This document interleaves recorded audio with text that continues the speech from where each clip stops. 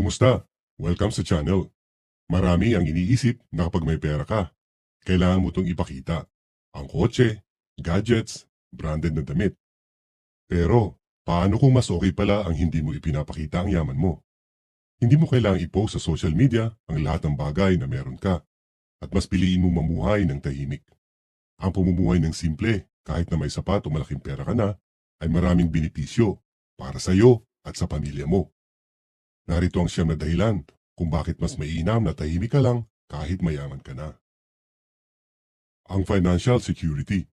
Kapag iniiwasan ang mga gastos na hindi mo naman talaga kailangan at marunong ka mag-invest ng tama, mas mapapalago mo ang pera mo. Dito nagsisimula ang tinatawag na stealth wealth.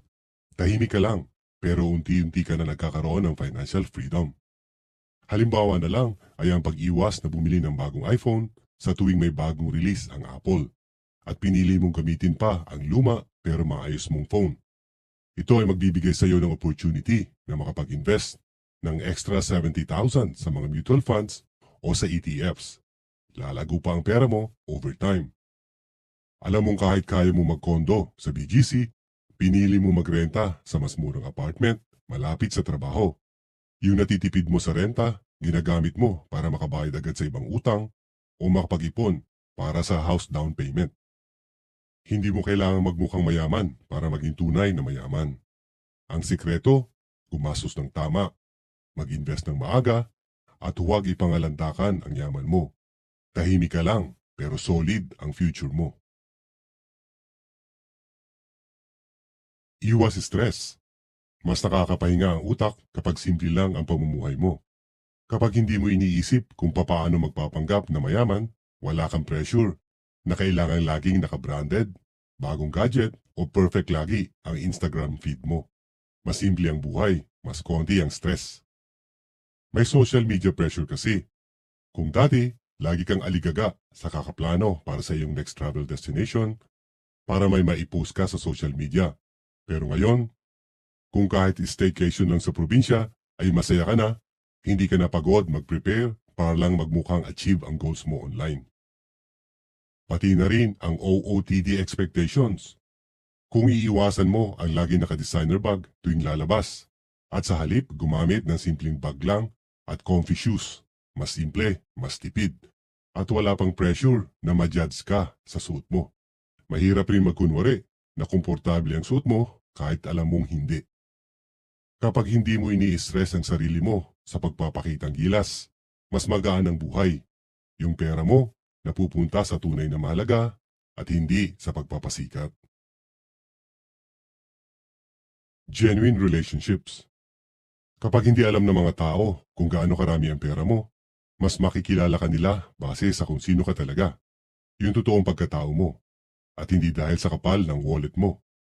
Hindi ka na rin kakabahan kung yung kaibigan mo o kadate mo o pati na rin yung kadate ng anak mo ay may ibang motibo.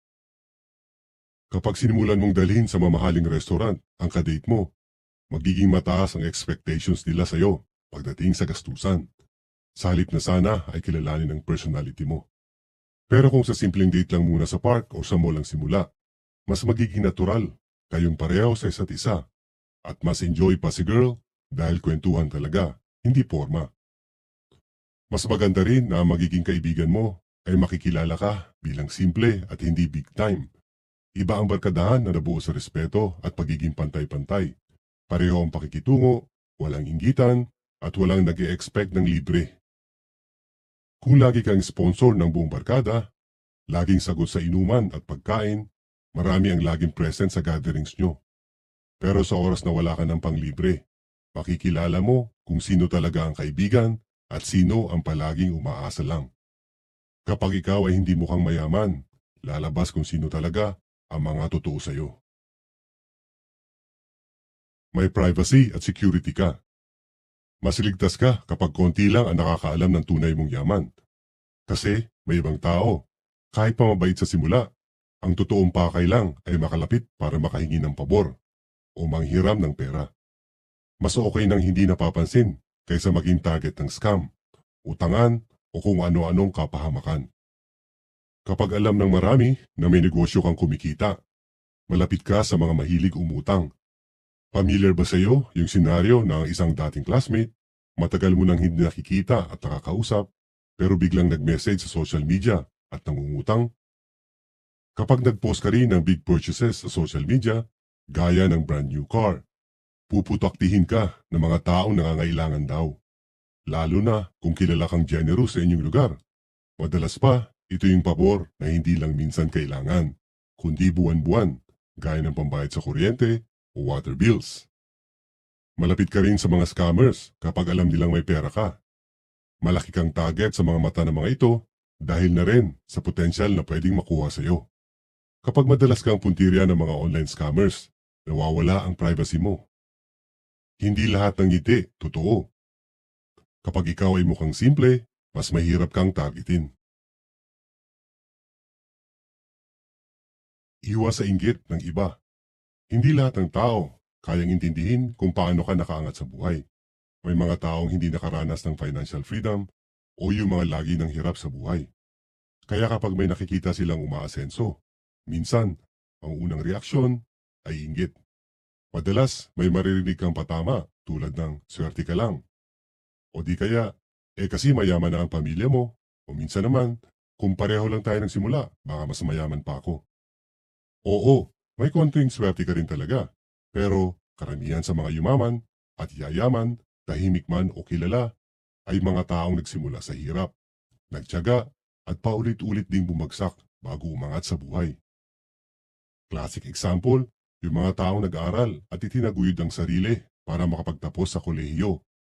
Puyat at pagod ang puhunan, nagpakahirap sa mga part-time jobs para lang makaraos. Pero nagawa makapagpundar ng first condo. Ano ang maririnig mo sa ibang tao? Buti ka pa ang swerte mo sa buhay. Tingin nila, swerte ka lang. Yan ay dahil sa nakita lang nila yung success mo ngayon. Pero hindi yung mga hirap na pinagdaanan mo. Madaling umiwas sa mga chismis o inggit. Kung simple ka lang manamit at may simpleng sasakyan. Kung secretly, may investments o maliit na business ka, walang maiinggit sa'yo. Naiinggit ang mga tao sa mukhang mayaman. Kapag simple ka, mas kaunti ang bumabatikos. Tahimik mong inaabot ang mga pangarap mo. At hindi mo kailangang ipaliwanag sa kahit sino kung paano mo ito naabot.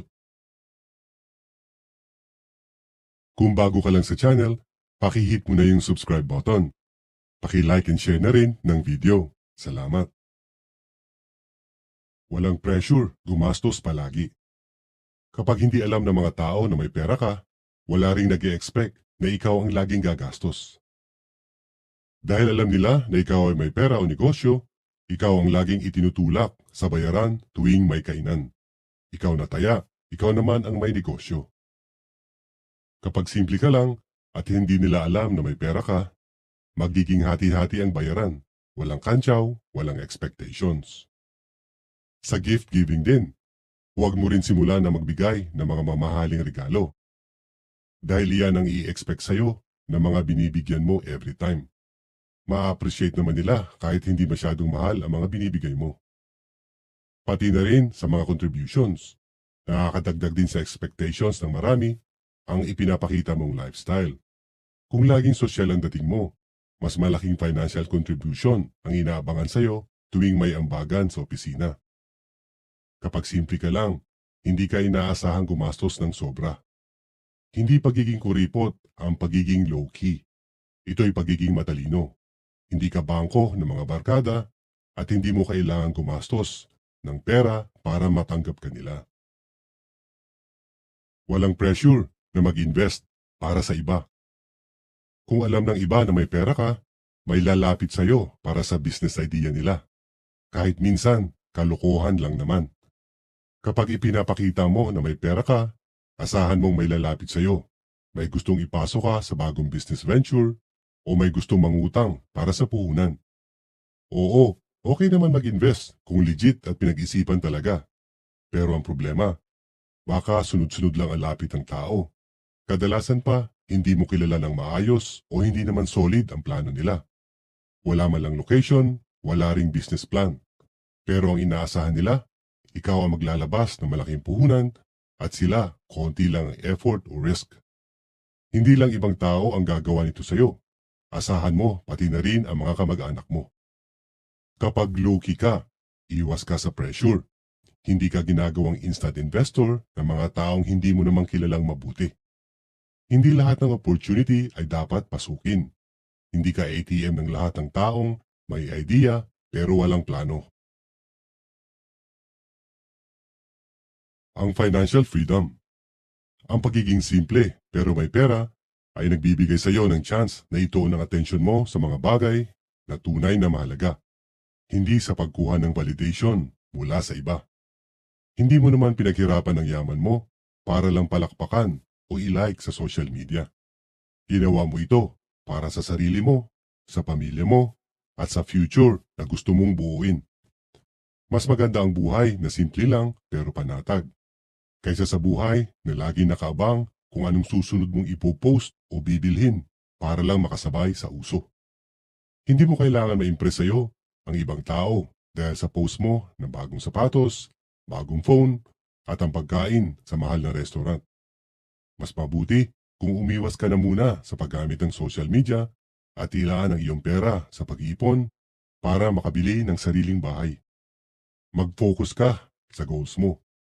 Kung may plano ka na makapasyal sa ibang bansa, i-prioritize mo ang pag-iipon para dito.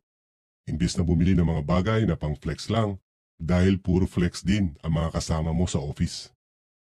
Wala ring pressure kung tahimik ka lang kahit meron kang investments. Hindi flashy at walang designer items. Pero tuwing may emergency, lagi kang handa. Hindi dahil sa yabang, kundi dahil matalino ka nagplano ng buhay mo. Hindi mo kailangan ng applause. Ang kailangan mo ay tahimik na buhay na may direksyon. Ang tagong yaman ay financial freedom, hindi financial flexing. Memories over possessions. Mas masarap mamuhay na may oras sa pamilya at sa mga hobby. Imbes na puro material na bagay ang inuuna, mas pinipili na maraming taong tahimik na mayaman ang experience, tulad ng pag-travel, hobbies, at quality time kasama ang mga mahal sa buhay. Kung yung tatay at nanay mo ay nangangarap na makapunta sa Baguio, baka pwede mo muna pag-ipunan ito kaysa bumili ng designer shoes dahil lang sa uso. Iba ang feeling na naibigay mo sa kanila ang experience na napangarap nila. Hindi hamak na mas worth it naman yan kaysa sa gusto mong bagong sapatos. Sa halip rin na gumastos ka sa isang mahal na gadget, mag-enroll ka na lang sa isang baking class. May isang reason ka na para may bonding kasama ang iyong mga anak sa paggawa ng cookies or other desserts every weekend. Ang simpleng staycation kahit sa Tagaytay kasama ang buong pamilya ay magiging mas memorable at meaningful kaysa sa bibili mong bagong iPhone. Sa dulo, ang pinaka-memorable sa buhay ay hindi ang dami ng gamit mo, kundi ang saya ng mga bonding at memories kasama ang family mo. Ang goal mo naman talaga ay yumaman, pero hindi mo kailangang ipagsigawan sa mundo. Minsan, ang totoong kayamanan ay nasa katahimikan, security at tunay na relasyon. Sana ay nagustuhan mo ang mga aral dito. Huwag mo kalimutan mag-like, share at mag-subscribe. Thank you and see you in the next one.